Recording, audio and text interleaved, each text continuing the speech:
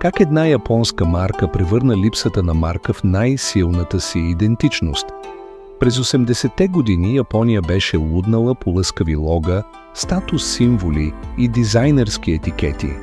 Токио приличаше на модна война, луксозни имена срещу евтини имитации, навсякъде, по всичко. И тогава се появи нещо, което не приличаше на нищо останало. Кафяви опаковки, етикети с червен текст, без лого, без претенции. Това беше Муджи, Муджиро Шириохин. Превод – качествени стоки, без марка, продукти, обвити в прозрачно фолио или обикновена хартия. Цветове – бяло, бежово, сиво, минимални, функционални, никакъв излишък. Нарекоха ги скучни, противомодерни, твърде обикновени, за да оцелеят. Но в тази обикновенност имаше бунт. Муджи не продаваха вещи, продаваха идея, че добрият дизайн не се нуждае от украса.